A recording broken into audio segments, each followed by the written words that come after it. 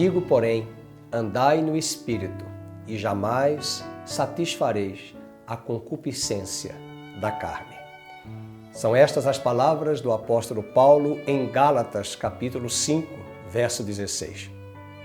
Nos versículos seguintes, o mesmo apóstolo nos diz que devemos andar no Espírito, nos inclinarmos para as coisas do Espírito, a fim de que diariamente, semana após semana, dia após dia, esse Espírito que recriou e regenerou o nosso coração mortifique as obras da carne com suas paixões e as suas cobiças.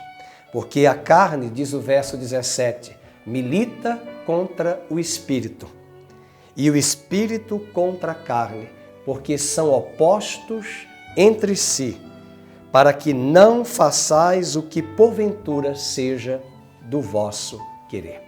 Se você examinar com cuidado esse mesmo texto, verificará que na escrita no texto, na sua tradução, no verso 17, o Espírito está com E maiúsculo, para mostrar que essa mortificação do nosso velho homem, da nossa velha natureza e da nossa carne não é uma ação humana, do espírito humano, mas é uma ação do Espírito de Cristo em nossa vida, transformando o nosso coração, transformando a nossa natureza, transformando o nosso homem interior e nos dando essa possibilidade de vivermos plenamente a vida triunfante que há em Cristo Jesus. Portanto, estejamos atentos a essa importância da santificação mediada pelo Espírito de Cristo e não pelo esforço humano do nosso coração. Mas se sois guiados pelo Espírito, estais sob a lei do Espírito e da vida.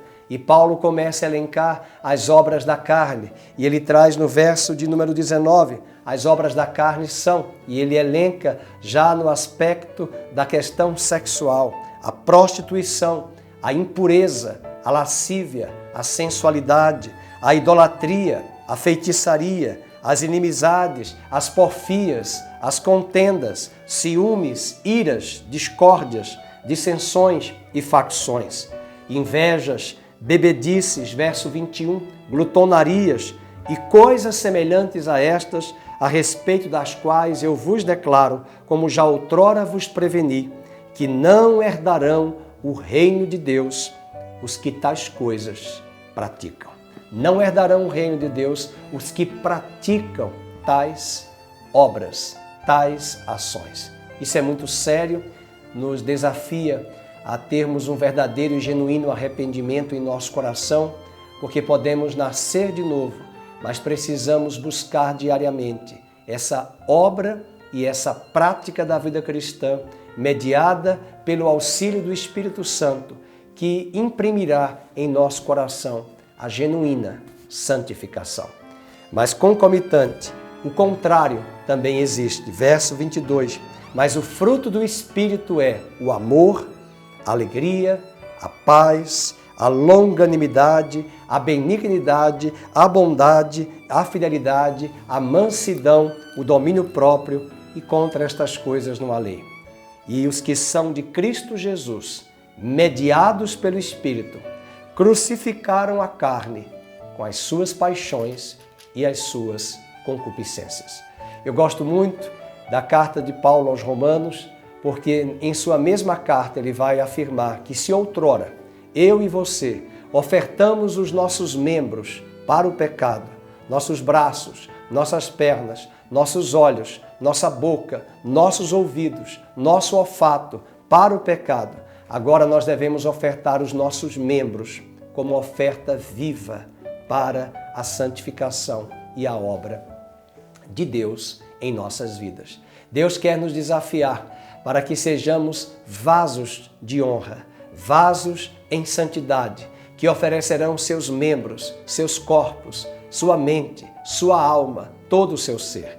Convido você a abrir a sua carta, a sua Bíblia, em 1 aos Tessalonicenses, capítulo 5, verso 23.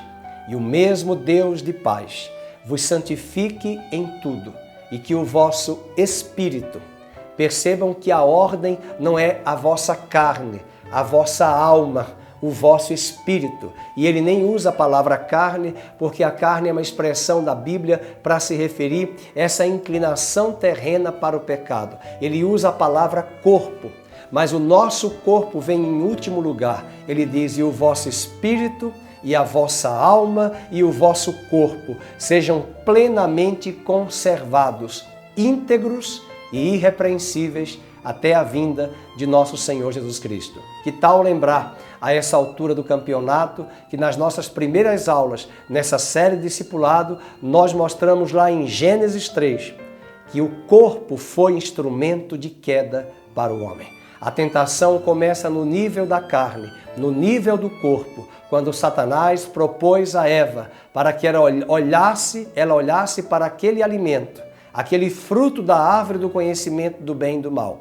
E na medida que ela via com seus olhos físicos, Satanás chamou a atenção para os olhos da alma, e a sua alma também foi tentada logo após a dimensão do corpo. E a Bíblia diz que ela viu que aquele fruto era agradável para trazer ao seu entendimento, o entendimento e a revelação de que ela poderia ser igual a Deus, de que ela poderia inverter a lógica e ela ser agora o Criador e não a criatura, ditando as ordens e não mais recebendo as ordenanças de Deus.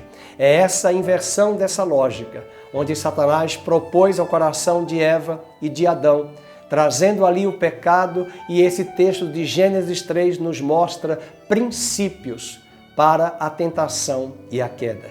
E esse é o princípio. Satanás olha para o homem de cabeça para baixo na perspectiva de Deus. Deus olha o homem espírito, alma e corpo. Satanás olha para o homem corpo, alma e espírito. Ele usou a carne do homem, o corpo do homem, seduziu a alma e o pensamento para neutralizar a parte do homem que tinha comunicação com Deus, que é o espírito. E uma vez que esse espírito transgrediu, recebeu a intenção de ser igual a Deus, de ter o que Deus tem, de ser o que Deus é, o homem entrou em transgressão e separou-se de Deus por causa do pecado. E quando Deus começa a obra da nova aliança, restaurando o nosso coração, Ele não começa pelo nosso corpo, Ele começa pelo nosso espírito, e o nosso espírito é regenerado, vivificado pelo Espírito de Cristo Jesus. E à medida que os anos passam, a nossa alma, os nossos pensamentos, a nossa vontade, os nossos sentimentos começam a ser trabalhados ali em santificação pela ação da palavra. Por isso que o apóstolo Pedro diz: desenvolvei com temor e tremor a salvação das vossas almas. E a etapa final é que o espírito recriado, a alma restaurada, submeterá o corpo como escravo de Cristo, para fazer a vontade de Cristo, e não mais do pecado, e não mais das suas paixões e cobiças. Este corpo se submeterá à ação da liderança do Espírito Santo em nosso homem interior. Que o vosso espírito, a vossa alma e o vosso corpo sejam conservados íntegros e irrepreensíveis até a vinda do nosso Senhor Jesus.